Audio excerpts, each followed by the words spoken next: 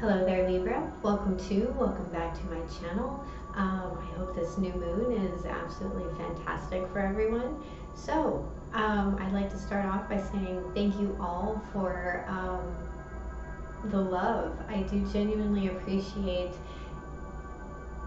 being able to do this for you and the response that I get. It's always very humbling and beautiful when I get the responses that I get from you guys. So thank you all so much. I just love it. And let's go ahead and get into your reading. So I'm going to start with an Eloquii card for those of you who are brand new. Eloquii means she who. So we're going to see who you're showing up as in your reading. So please show me Libra. Thank you. We have she who aches. Perpetua. Sadness, solitude, silent, and withdraw.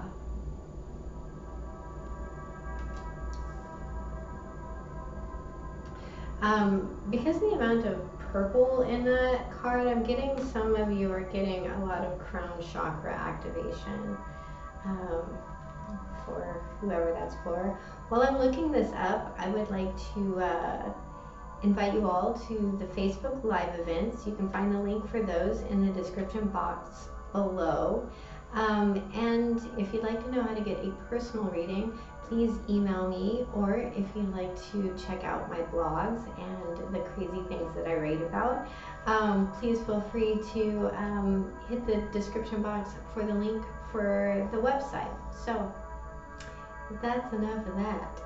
We have Perpetua. She who aches epitomizes the silent despair sometimes felt when you are separated from something or someone you love.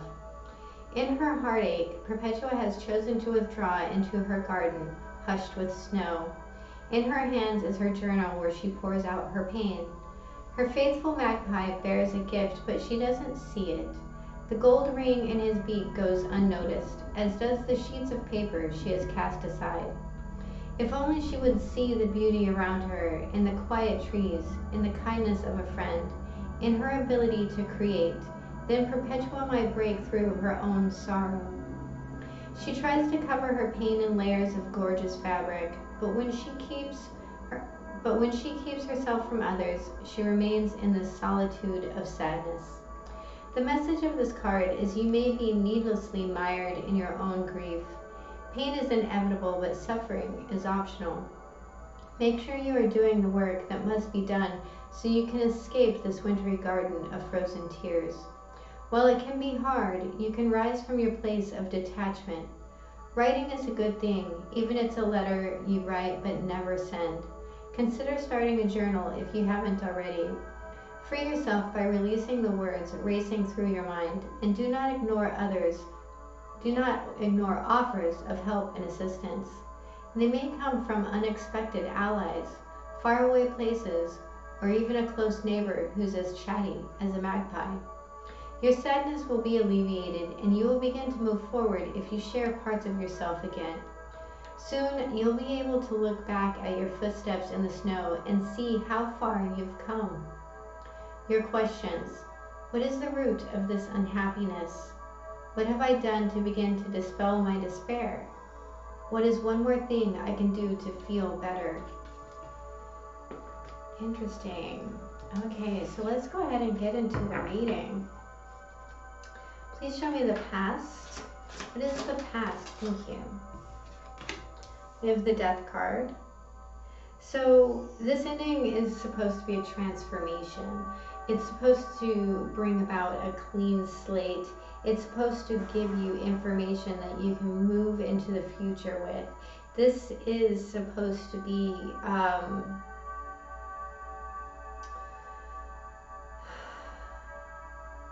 the rising. What is the present? What is the present? We have the Chariot and the Six of Coins.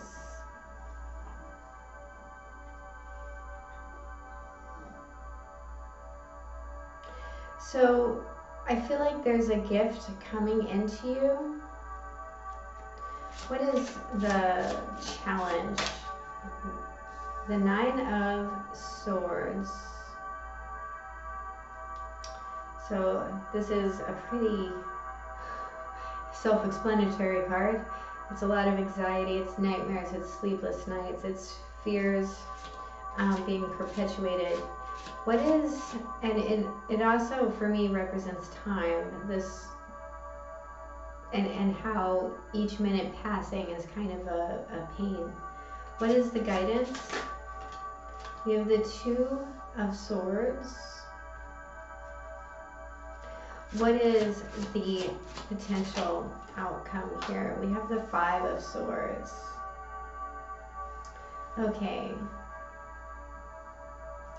So there is a sense of stagnation here.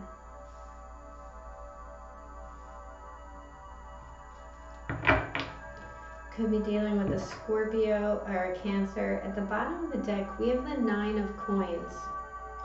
So here's someone who's single, who's autonomous, not necessarily single, but this is someone that has exactly what they need. They don't need, oh, this is the Four, sorry, it looks like the Nine. The Four of Coins. So this is someone who's saving something. This is trying to figure out where to invest. There is a sense here of a blocked heart chakra through fear, which has to do with stability in the root, which is the root chakra.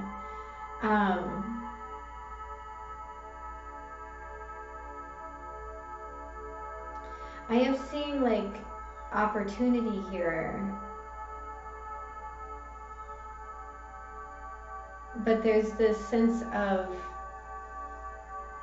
not really knowing exactly where to put these Four coins, where to put the stability. But you have stability here. So let's look at the Death card. Please clarify the Death card. We have the Eight of Pentacles in the upright. Please clarify it. Thank you. The King of Wands in reverse.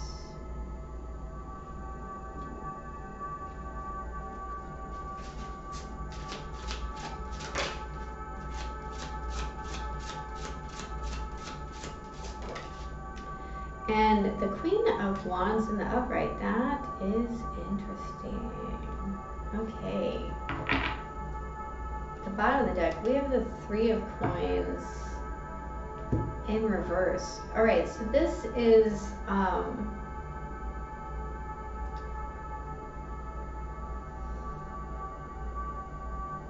like, this is someone leaving for work. Now this couple was suited, but there's a humbling here. Something ended, and I feel like it was with the masculine in regards to work. Now, for some of you, there could have been something going on while at work, but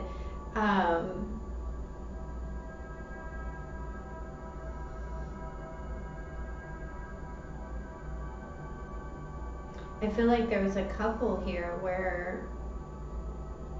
that were perfectly suited, but there was like a work situation that got in the way.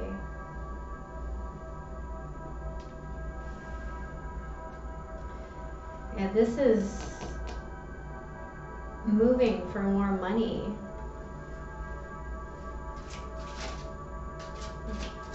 Please clarify the Chariot. And okay, so we have the Tower in reverse.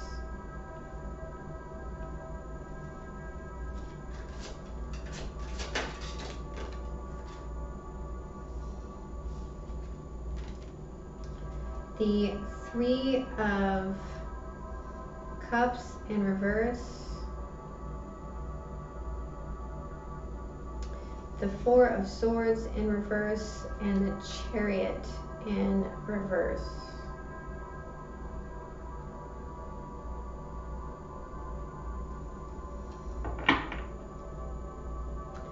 that 3 of coins again in reverse. Okay, so we have Scorpio, Cancer, fire signs.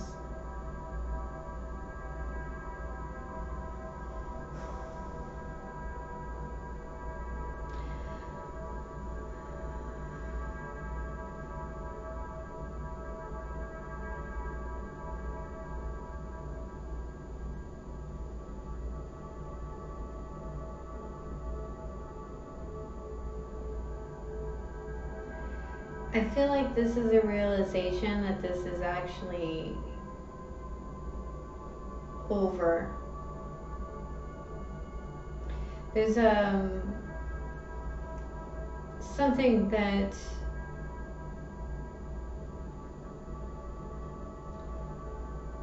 the Tower in reverse can have a couple of different meanings. It means that something was averted, Tower moment. Sometimes it means that there was time to plan for this. And this very much talks about, I feel like this is one person leaving and another person staying. Now there might be, again, because we have 2 3s here, there might be someone else involved in this.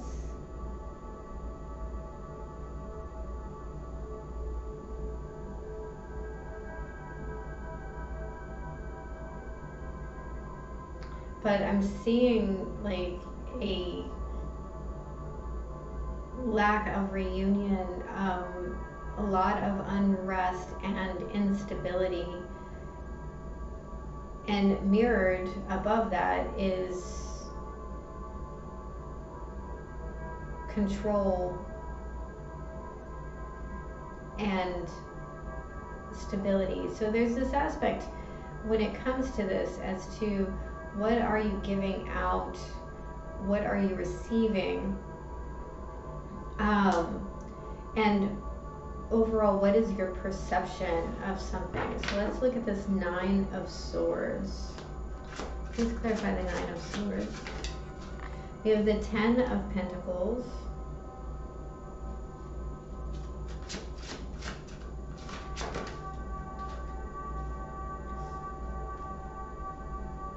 The Emperor in reverse and the Star card. So we have Aries here twice now. And man, that thing is haunting. 3 of Pentacles in reverse.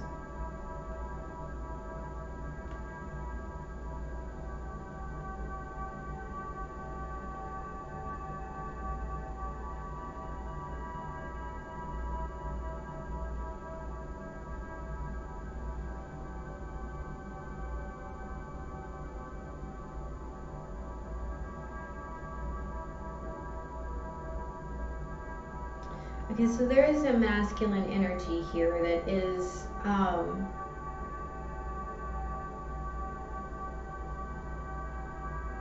being humbled. For some of you, I do feel like this may be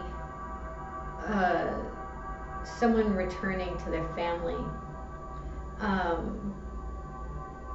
And as much as you want them to return to their family and you feel guilty about what's going on, there's this aspect that you also want this person. The fear is does this make me a bad person, right?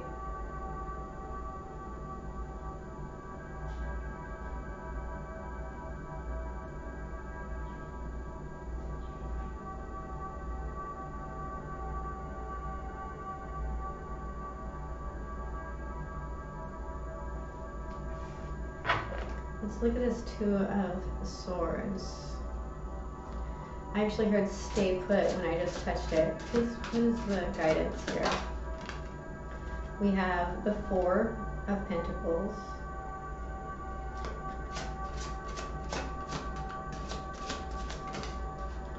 The 6 of Swords in reverse and the 9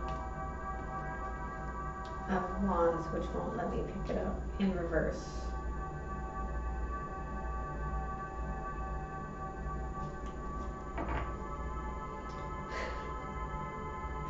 That Three of Pentacles again. Okay, so I feel like this is staying put. This is holding. This is returning to your foundation.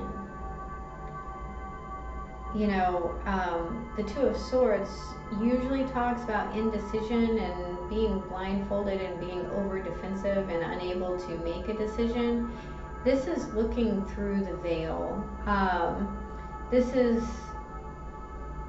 seeing clearly, speaking clearly. But I feel like there's this holding on.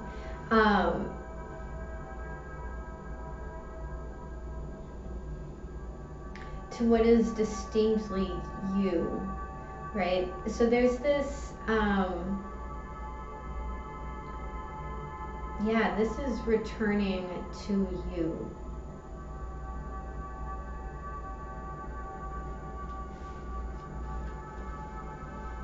They're seeing how there's no fight here. So let's look at this Five of Swords. Please clarify the Five of Swords. We have the Ace of Wands, the Six of Cups in reverse,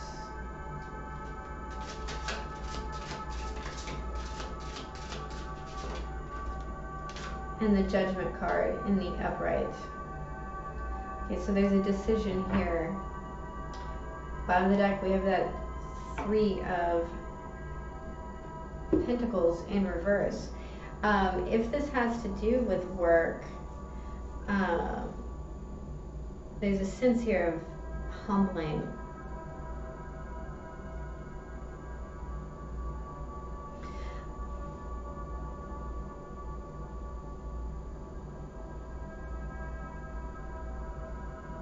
There's going to be an offer, there's going to be a lot of conflict around it. There may even be someone from your past that is slandering your name, or doing what they can to win this competition. I do feel like as long as you act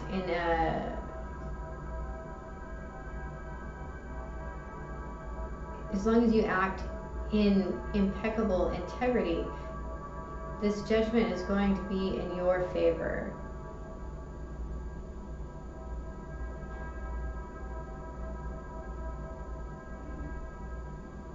But there is a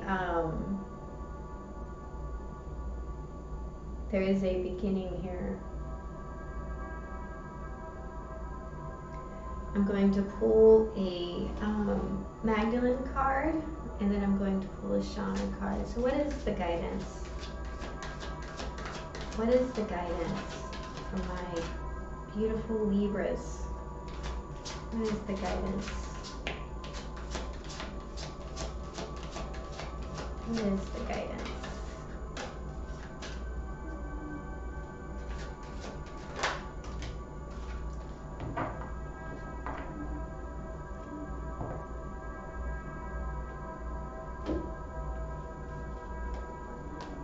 We have family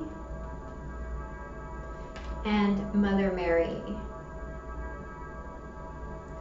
And then I'm going to pull a Shaman card. What is the final message for my lovely, lovely Libras? Thank you. We have number 26, which breaks down to an 8, which is the number of karma.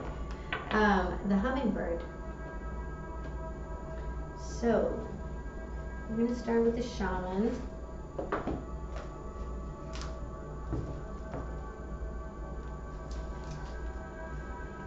Despite being so little, hummingbirds are great journeyers, migrating between North and Central or South America to feed from the summer nectar.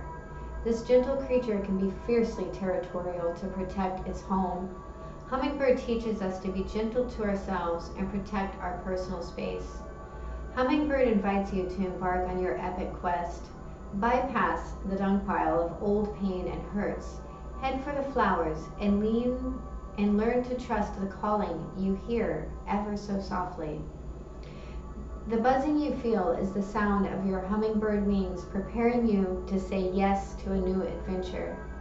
This is not the time to linger on what has gone wrong, but to trust in the rightness of the moment and take bold action. Trust that success is assured, even if you must face tests and challenges to reach your destination. Know that all will be well because the all is in the small. The medicine.